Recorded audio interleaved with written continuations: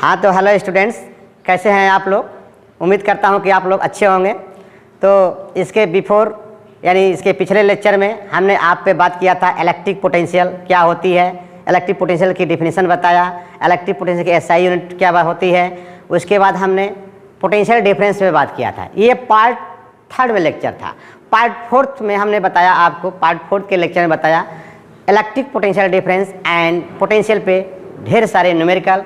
उसे अगर आप देखे नहीं हो तो जाकर देखिएगा और जैसा आपको फील होता है वैसा वाला कमेंट जरूर दीजिएगा, ताकि मैं और मोटिवेट होकर आपके नज़दीक तक अपने इस YouTube के माध्यम से अधिक वर्क करके प्रिपरेशन करके आपको वीडियो आपके इस YouTube के माध्यम से आपके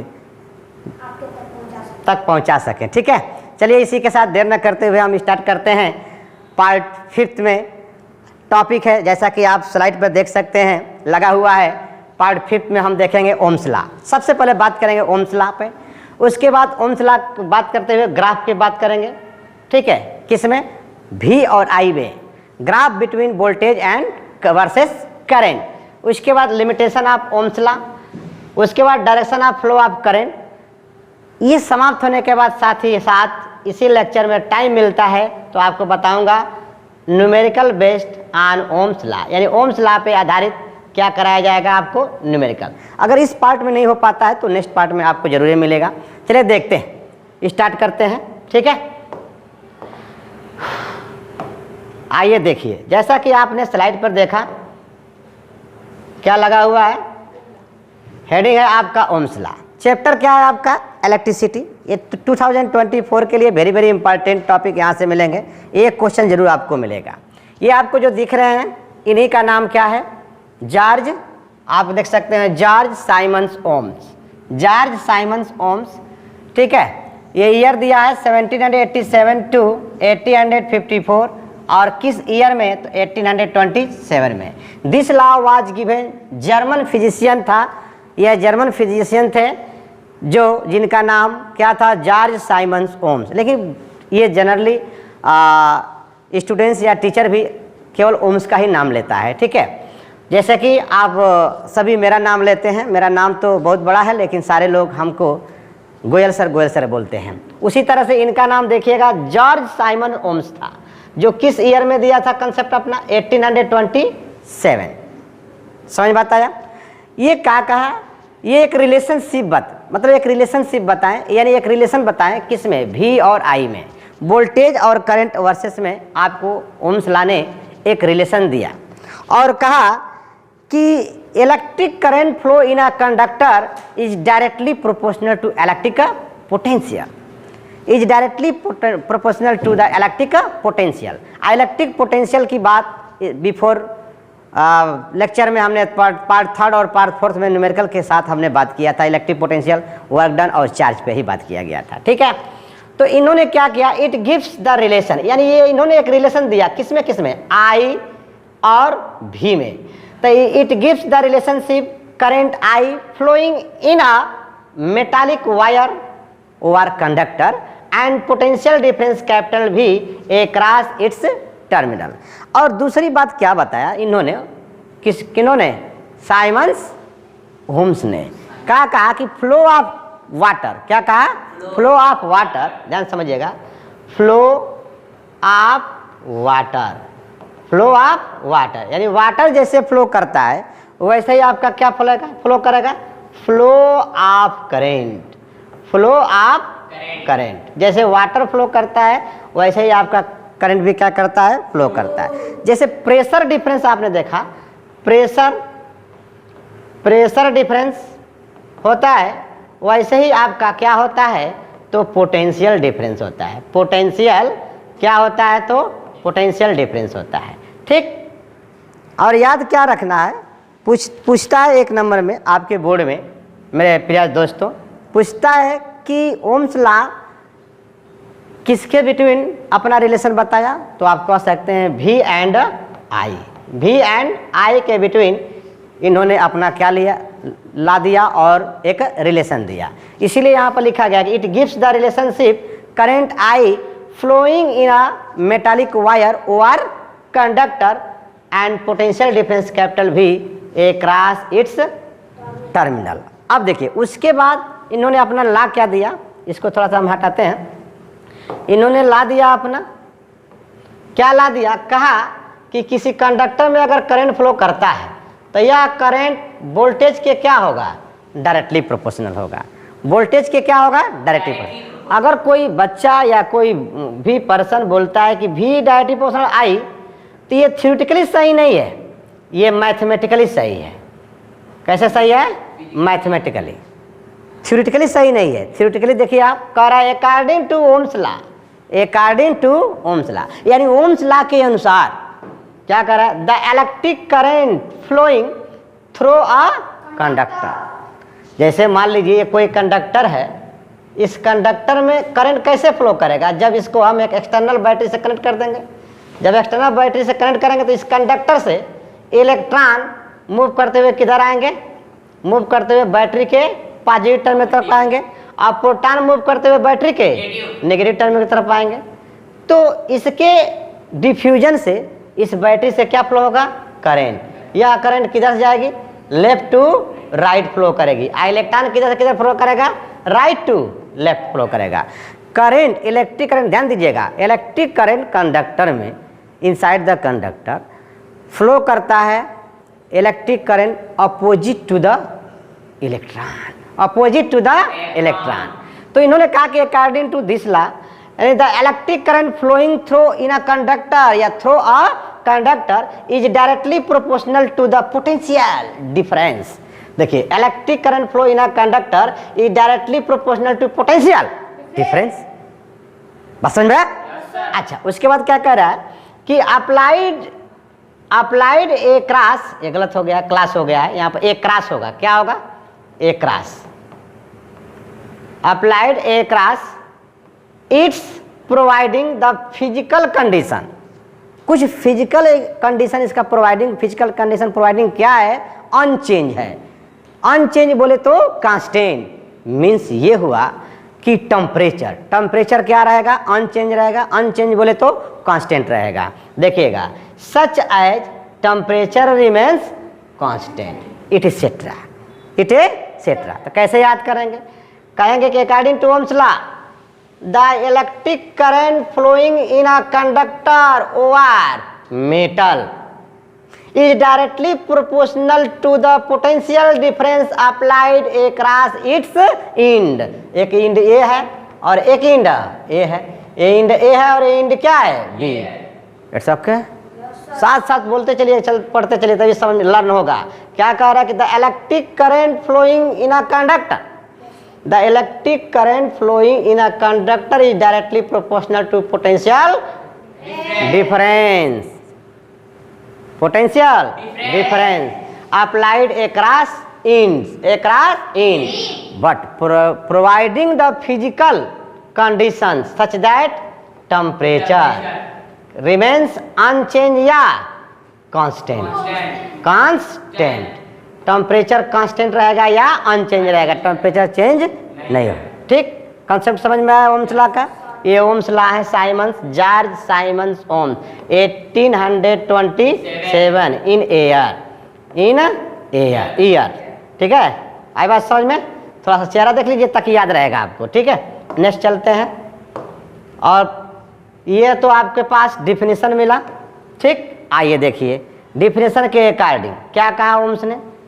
ओम्स ने क्या कहा, ओम्स ने यही ना कहा कि the according to Ohm's law the electric current is directly proportional to the potential difference across the in a conductor या in a material, across the conductor in a material at ends, 2 ends, and providing temperature remains unchanged over constant। यानी I directly proportional क्या होगा, V। I directly proportional क्या होगा, V। If V is the potential difference, जहाँ V क्या है आपका potential difference, applied across the ends conductor through which a current I flow, then according to Ohm's law I directly proportional क्या हो गया, V। Directly proportional हटाया गया, क्या हटाया गया, डायरेक्टली प्रोपोर्शनल हटाया गया। I डायरेक्टली प्रोपोर्शनल V है, तो डायरेक्टली प्रोपोर्शनल हटाया गया तो रखा गया क्या 1/r। क्या रखा गया 1/r, 1/r रखा गया। तो 1/r यानी I इक्वल टू क्या हो जाएगा V/r हो जाएगा। I इक्वल टू क्या हो जाएगा V/r। OR V equal to क्या हो जाएगा आपका IR। ठीक है, लेकिन ध्यान समझिए ये मैथमेटिकली है। V equal to R into I कहेंगे तो आपका सही रहेगा। ये थ्योरेटिकली है, ये क्या है थ्योरेटिकली। वेयर R, जहाँ R क्या है प्रोपोर्शनलिटी कांस्टेंट है। वेयर R यानी जहाँ R आपका क्या है प्रोपोर्शनलिटी कांस्टेंट है। This R are known as electric resistance OR resistor. These are known as electric resistance over resistor, यानी where R is a proportionality constant called resistance of the conductor, called resistance of the conductor।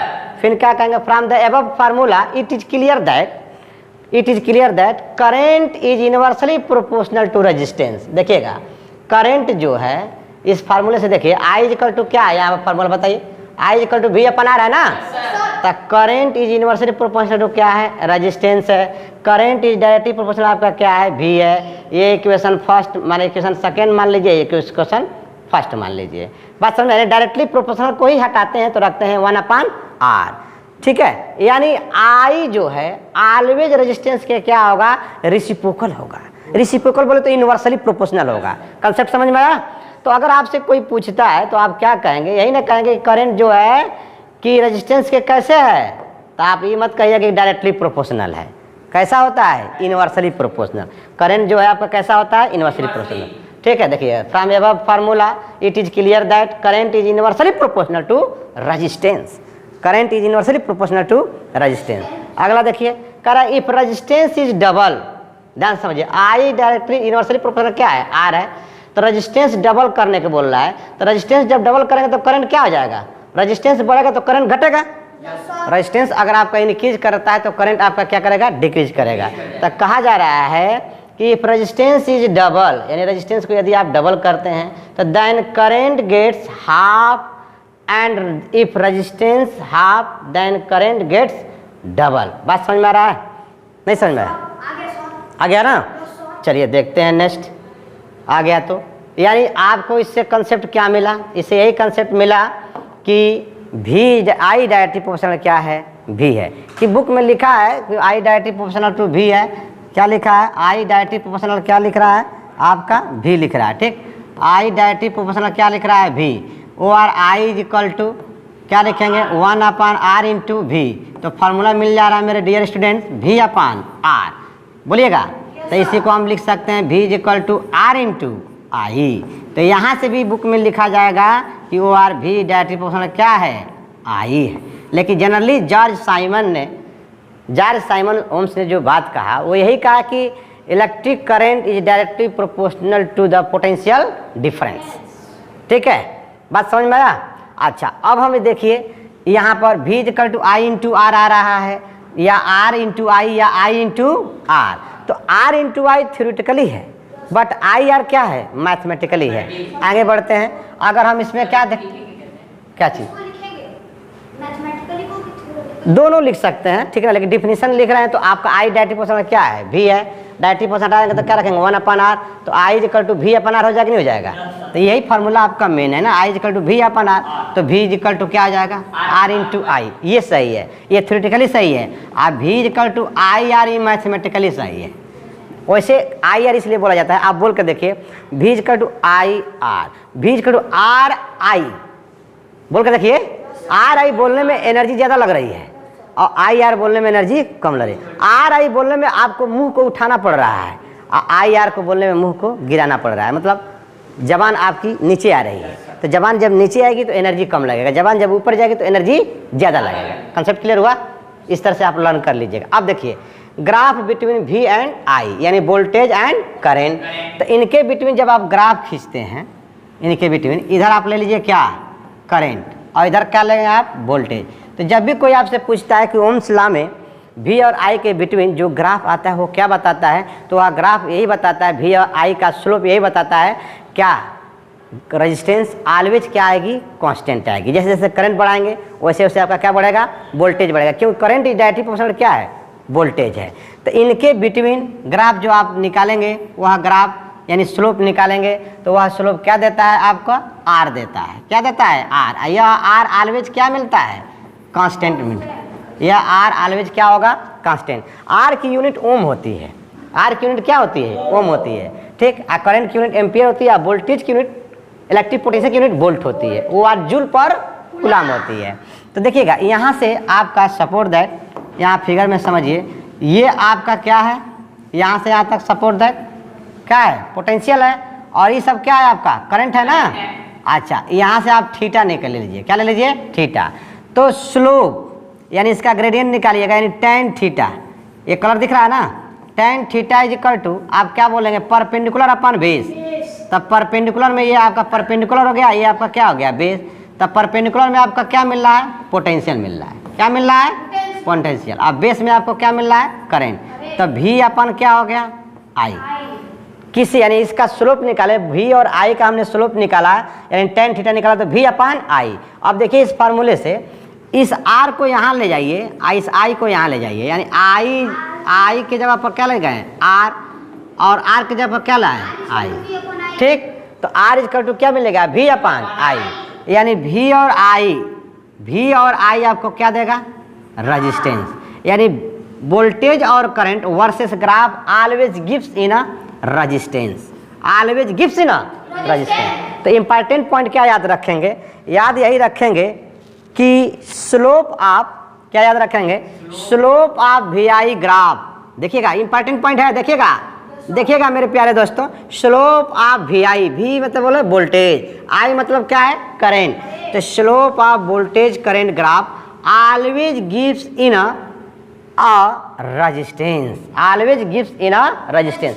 कभी भी voltage और current versus graph का आप slope निकालेंगे तो always आपको क्या देगा? रेजिस्टेंस देगा। कंसेप्ट समझ में आया? किसी भी जगह से आप निकालेंगे तो आर की वैल्यू क्या आएगी? कांस्टेंट। अगर आपको बिलीव नहीं हो रहा है तो experiment, Ohm's law experiment by Goyal Baba जाकर सर्च कीजिएगा मेरे चैनल पे, आपको मिलेगा इसका एक्सपेरिमेंट। बिल्कुल धुआंधार गर्दा वाला आपका एक्सपेरिमेंट दिखाई देगा। कैसे ग्राफ को दिखाया जाता है, कैसे ग्राफ निकाला जाता है, सब कुछ बताया गया है। वैसे आप सभी को मैं क्लास में लैब में भी ले चलकर एक्सपेरिमेंट करा दूंगा। It's okay.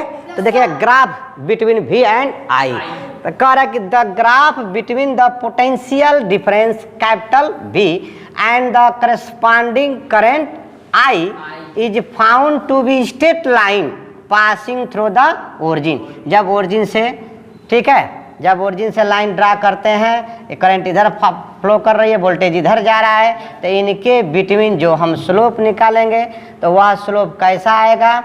क्या देगा? रेजिस्टेंस देगा। यह कैसा आएगा? Straight line. कैसा आएगा? Straight line. कैसा आएगा? Straight line. बात समझ में आया? तो डिफाइन अगर करना हो ग्राफ को तो आप फिगर बना दें, इतनी बात लिख देंगे, आपके बोर्ड में जितने मार्क का होगा टीचर उतना मार्क फुलफिल करेगा। कंसेप्ट समझ में आया? आगे बढ़ते हैं। चलिए लिमिटेशन थोड़ा सा देख लेते हैं, लिमिटेशन क्या है। ठीक है, आइए देखिए limitation of Ohm's law. Limitation of Ohm's law, तो ओम्स लॉ के दो ये लिमिटेशन है। ओम्स लॉ के कितने लिमिटेशन है? दो लिमिटेशन है। ठीक है, पहला लिमिटेशन आप देख लीजिएगा, the temperature and physical state of materials has to remains constant. Remains constant का मतलब क्या हुआ? अनचेंज। क्या हुआ? अनचेंज। ठीक है, अनचेंज। ठीक है, अनचेंज। अनचेंज को ही आप क्या बोलते हैं? कांस्टेंट, रिमेन्स कांस्टेंट बोलते हैं। तो ये तो ओम्स लॉ ने, यानी जॉर्ज साइमंस ओम्स ने, ये तो अपनी डिफिनेशन भी कहा था, अपनी परिभाषा भी दिया था। क्या दिया था? यही ना कहा था कि the electric current passing through in a metal और conductor is directly proportional to potential difference and such that temperature are remains unchange और कांस्टेंट। ठीक है ना, according to Ohm's law, according to Ohm's law. ये बात हुआ, यानी limitation इनका यही है कि टेम्परेचर को आप क्या रखना है? आपको ऑलवेज कांस्टेंट रखना है। क्या रखना है? ऑलवेज कांस्टेंट, कांस्टेंट रखना है। ठीक है, कांस्टेंट रखना है। दूसरी बात क्या है? Ohms law is does not universal law. क्यों? यूनिवर्सल लॉ आप पढ़े होंगे, जैसे ग्रेविटेशनल फोर्स पढ़े होंगे, तो ग्रेविटेशनल फोर्स में क्या बोलता है? Capital G M1 into m2 अपान r का स्क्वायर। क्या बोलता है? r का स्क्वायर बोलता है, ठीक है, ये r का स्क्वायर है, ठीक है। कैपिटल G यहाँ पर क्या है? यूनिवर्सल ग्रेविटेशनल कांस्टेंट, जिसकी वैल्यू 6.67 10 का पावर माइनस 11 होती है। क्या होती है? 11। यूनिट क्या होती है? न्यूटन इंटू मीटर स्क्वायर पर किलोग्राम का स्क्वायर। तो इसको यूनिवर्सल लॉ बोलते हैं। इसको क्या बोलते हैं? Universal law. उसी तरह से कूलम्ब्स लॉ भी है। कूलम्ब्स लॉ क्या है? 1/4 पाई, ये सब 12th में पढ़ेंगे, epsilon not Q1 Q2 upon r का स्क्वायर। इसी में बात बताया गया था, चार्ज के बारे में डिस्कशन हुआ था कि लाइक चार्जेज होंगे तो उनके बिटवीन लगने वाला फोर्स कैसा होगा? रिपल्सिव होगा। अनलाइक चार्ज होंगे तो उनके बिटवीन लगने वाला फोर्स कैसा होगा? अट्रैक्शन होगा। जैसे प्लस और माइनस, उनके बीच बहुत तेजी से क्या होगा? आप समझ सकते हैं, किशोरावस्था में जी रहे हैं आप लोग। यानी Ohm's law is not obey the, यानी not follow the universal law. 2 limitation है इसका। कितने लिमिटेशन है? 2। नेक्स्ट चलते हैं, ठीक, बात समझ में आया? हाँ, जो भी बातें हैं आप नोट करना है। आपको पीडीएफ भी सेंड कर दिया जाता है टेलीग्राम पर। टेलीग्राम का नाम आपको लिंक दे दिया जाएगा वीडियो के डिस्क्रिप्शन बॉक्स में। वैसे मैं यहाँ बता दे रहा हूँ, टेलीग्राम का वही नाम है जो मेरे चैनल का नाम है, स्टडी पॉइंट गोयल बाबा, यही लिखा होगा गोयल बाबा। तो थोड़ा बाबा से मुलाकात कीजिए, देखिए आपका फिजिक्स सही हो जाएगा, ठीक है ना। यहाँ उड़ा उड़ा के पढ़ाया नहीं जाता है, बिल्कुल बेसिक चीज़ें आराम आराम से पढ़ाई जाती है। चलिए नेक्स्ट देखते हैं, ठीक है। चेंज हो जाओ। आइए अब हमारा आ गया क्वेश्चन। क्या आ गया? Question numerical based on ohms law, यानी ओम्स लॉ पे आधारित कुछ हमने क्वेश्चन लेकर आया। थोड़ा सा सब्र कीजिए, इसे भी पढ़ लीजिए और देख लीजिए, ठीक है। नहीं तो बोर्ड में जाएंगे, पेपर मिलते ही वहाँ पछताने लगेंगे कैसे सॉल्व करें। आइए देखते हैं, ठीक। थोड़ा सा इसको इधर बढ़ा देते हैं। यहाँ देखिए आंसर लिखा गया है। इसका आंसर क्या है? 16 वोल्ट। कितना आया है? 16 वोल्ट आंसर आया है। तो देखिए सॉल्व किया जाता है। सोल्यूशन सबसे पहले हेनी डालेंगे क्या? सोल्यूशन। उसके बाद लिखेंगे क्या मेरे प्यारे दोस्तों? According to question. तो एक लैंप ऑफ रेजिस्टेंस, एक लैंप है, एक क्या है?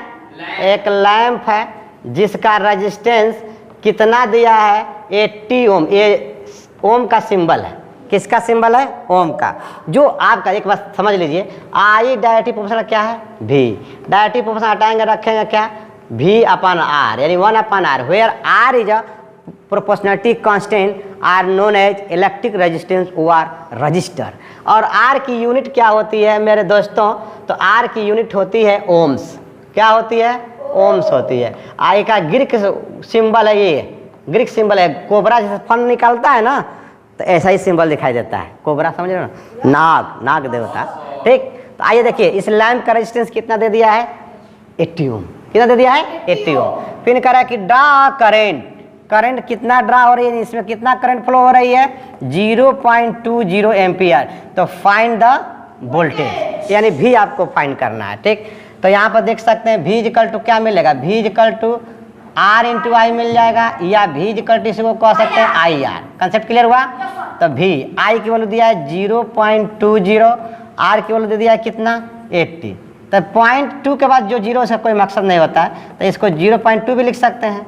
80 और ये पॉइंट से ये 0 क्या आ जाएगा? कैंसिल। 8 2 जा कितना आ जाएगा?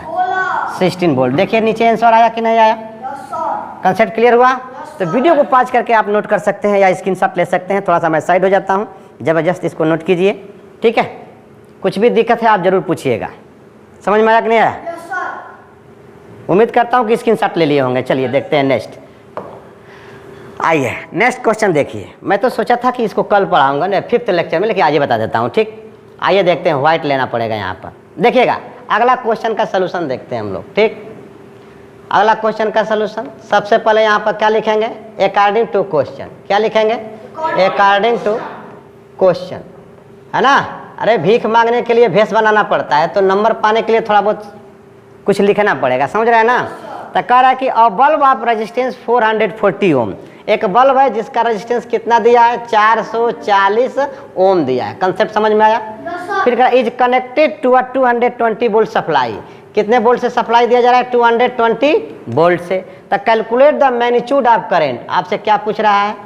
करंट पूछ रहा है। तो आपसे क्या फार्मूला बताया गया था? V equal to R into I, या V equal to I R, ठीक है। आइए देखते हैं यहाँ तक समझ में बात आया आपको? पूछ क्या रहा है? करंट। तो current I is equal to क्या आ जाएगा? V अपान R हो जाएगा। Current I is equal to क्या हो जाएगा? V अपान R हो जाएगा। तो V आपका कितना दे दिया है? 220 वोल्ट।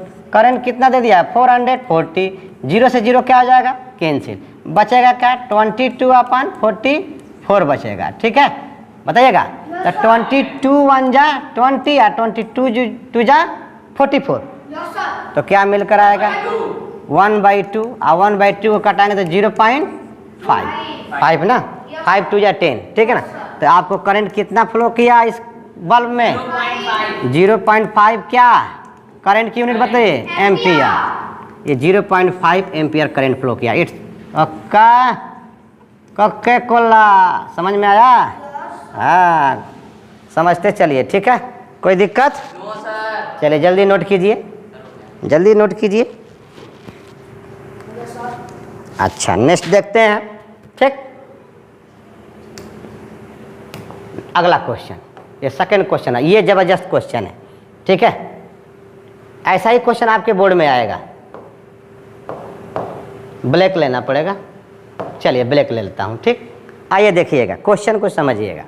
कह रहा है कि the current passing through a resistor, एक रजिस्टर यानी रेजिस्टेंस में करंट पास कर रहा है। कितना एम्पियर? 0.01 एम्पियर करंट पास कर रहा है। चलिए यहाँ लिख देता हूँ, करंट कितना पास किया? 0.01 एम्पियर। कंसेप्ट समझ में आया? तो when the voltage across the same resistor is 5 volt, कितना दे दिया है? Potential 5 volt. तो what current pass through this resistor when the voltage across it is 7.5 volt. Same resistance रख रहा है। ठीक है, तो पूछ रहा है, इसमें से दो कंसेप्ट है। तो यहाँ पर स्टेप फर्स्ट ले लेते हैं। क्या लेते हैं? Step first. इधर ले लेते हैं स्टेप सेकेंड। इधर क्या ले लिया हमने? स्टेप सेकेंड ले लिया। 2 सेकंड में इसको सॉल्व करना है। कितने सेकंड स्टेप में? 2 स्टेप में। आप दोनों के लिए रेजिस्टेंस की वैल्यू क्या दे दिया है आपका? बोलिएगा। दोनों के लिए रेजिस्टेंस की वैल्यू सेम दे दिया है। अच्छा, V दिखाई दे रहा है और क्या दिखाई दे रहा है? I। तो इसके लिए I और V से हम R निकाल सकते हैं। तो V इक्वल टू फार्मूला आपने क्या पढ़ा? RI पढ़ा कि नहीं पढ़ा? तो I इक्वल टू आप क्या लिख सकते हैं? I इक्वल टू V अपन क्या लिख सकते हैं? R। तो R इक्वल टू क्या लिख सकते हैं? बताइएगा। V upon I। किसी तरह से आप निकाल सकते हैं। तो R आपको फाइंड करना है। वोल्टेज कितना दिया? बोलिएगा 5। करंट कितना दिया है? 0.01। ये 10⁻² हो जाएगा। ऊपर जाएगा तो कितना आ जाएगा? 500 ओम हो जाएगा। कितना आ जाएगा? 500 ओम। तो देखिए 500 ओम्स आया है। ध्यान समझिएगा। तो कह रहा है कि the current passing through a resistor, यानी जिस रजिस्टर में करंट पास कर रहा था, किसमें? इसमें। कितना? इतना एम्पियर। तो when the voltage across the same resistor is 5 volt. फिर कह रहा है कि जिसमें इतना करंट फ्लो कर रहा था, जिसमें इतना वोल्टेज दिया गया था, तो रेजिस्टेंस इतना था। अगर रेजिस्टेंस सेम वही हो जिसमें इतना वोल्टेज क्या कर रहा है? क्रॉस कर रहा है, तो क्या फाइंड करना है आपको? What current. क्या फाइंड करना है? करंट। यानी स्टेप सेकेंड में आप लेंगे R की वैल्यू कितना? 500 ओम लेंगे। बात समझ में? V की वैल्यू कितना लेंगे? 7.5 वोल्ट लेंगे। निकालना क्या है आपको? करंट निकालना है। क्या फाइंड करना है? करंट। तो current I is equal to क्या हो जाएगा? बताइएगा। V अपान R हो जाएगा। V कितना है? 7.5। R की वैल्यू कितना है? 500। होगा कि नहीं होगा? तो इसको क्या करिए, ये ऊपर जाएगा तो 10 का पावर +2, ऊपर जाएगा तो 10 का पावर -2, और ये 1 -3 हो जाएगा। 10 का पावर क्या हो जाएगा? -3। इसको आप काटाएं, 5 1 जा 5, 2 बचेगा, 5 हो जाएगा तो कितना बचा? 25। तो 5 5 जा 25, यानी 15 × 10 का पावर -3। ये कितना आ जाएगा? 1.5 × 10 का पावर -2 एम्पियर। कह रहा है ना क्वेश्चन? समझ देखो आंसर आया। ठीक है, I की वैल्यू कितना आ गया? यहाँ I की वैल्यू 1.5 × 10 का पावर -2 एम्पियर। क्वेश्चन कह रहा है, ध्यान समझिए, कह रहा है कि पासिंग थ्रू रजिस्टर, किसी रजिस्टर में इतना करंट पास कर रहा है, इतना एम्पियर। कब? व्हेन मैंने जब वोल्टेज अक्रॉस द रजिस्टर कितना हो? 5 वोल्ट। तो रजिस्टेंस के अक्रॉस पोटेंशियल आपका कितना है? 5 वोल्ट है, जबकि करंट आपका 0.01 एम्पियर है। तो रजिस्टेंस की वैल्यू क्या होगी? यहाँ से निकाल लिया हमने। फिर कह रहा है कि सेम रेजिस्टेंस में अगर इतना वोल्टेज सप्लाई दिया जाए तो उस रजिस्टर में करंट कितना फ्लो करेगी, ये सेकेंड स्टेप में, यानी कितना फ्लो करेगी, तो 1.5 × 10⁻² एम्पियर। कंसेप्ट समझ में आया? बोलिएगा। चलिए नेक्स्ट देखते हैं। आप वीडियो को पॉज करके नोट कर लें या स्क्रीनशॉट ले लें, मैं थोड़ा साइड होकर इधर डांस कर लूँ। हाँ आइए जल्दी कीजिए। नोट हो गया? चलिए तो नेक्स्ट देखते हैं। ठीक, आइए अगला क्वेश्चन देखिए। अब ज़्यादा नहीं है ना, आपके पास यही लास्ट क्वेश्चन होगा। ठीक, यही लास्ट क्वेश्चन है, मात्र आपके 2 से 3 मिनट लगेंगे समझाने में, तो सॉल्व करने में तो टाइम कम लगेगा। आइए देखते हैं। आंसर आ रहा है कितना? 20 जूल। कितना आ रहा है? 20 जूल। ये आपके 2040 के लिए वेरी वेरी इंपॉर्टेंट है, 2024 के लिए। ठीक, समझिएगा। कह रहा है कि find the work done in moving a charge 10 coulomb. Find the work done moving a charge 10 coulomb, यानी Q इक्वल टू कितना दे दिया है? 10 कूलम दे दिया है। Through a resistor of 2 ohms, यानी R की वैल्यू कितना है? 2 ohms है। जबकि टाइम कितना लग रहा है? 10 सेकेंड लग रहा है। टाइम कितना लग रहा है? 10 सेकेंड। फाइंड क्या करना है? Work done. क्या फाइंड करना है बताइएगा? Work done. बोलिए, फाइंड क्या करना है आपको? वर्क डन फाइंड करना है। ठीक, तो वर्क डन फाइंड करना है तो सबसे पहले आप देखिए यहाँ पर Q दिया है और टाइम दिया है, तो Q इक्वल टू एक फार्मूला क्या होता है? I × T। I की वैल्यू कितना है? 10। करंट टाइम कितना है? 10। कितना हो जाएगा? 100 कूलम हो जाएगा। यानी चार्ज कितना फ्लो किया बताइएगा? रजिस्टर में कितना चार्ज फ्लो किया?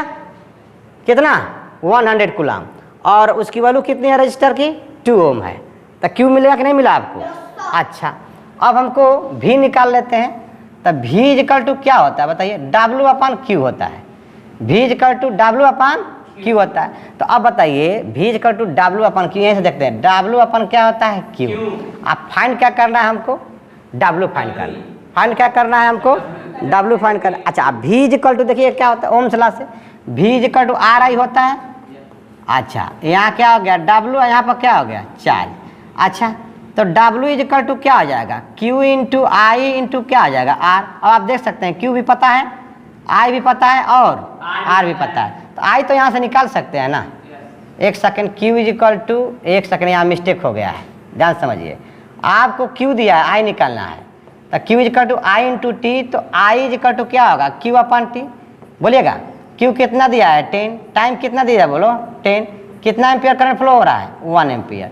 तो करंट मिल गया, चार्ज मिल गया, रेजिस्टेंस मिल गया। वर्क डन निकल जाएगा नहीं निकल जाएगा? यानी W equal to Q × I × R। Q कितना है बोलिएगा? 10 है ना? अच्छा, करंट कितना है? 1 एम्पियर। और रेजिस्टेंस कितना है? 2 ohm। तो 2 × 1 = 2, 10 × 2 और 10 × 2 20 जूल। समझ में आया? थोड़ा सा ये क्वेश्चन घुमावदार था इसे, ठीक है ना? ठीक है, इसी के साथ वीडियो को द एंड करता हूँ। Thanks watching for this video.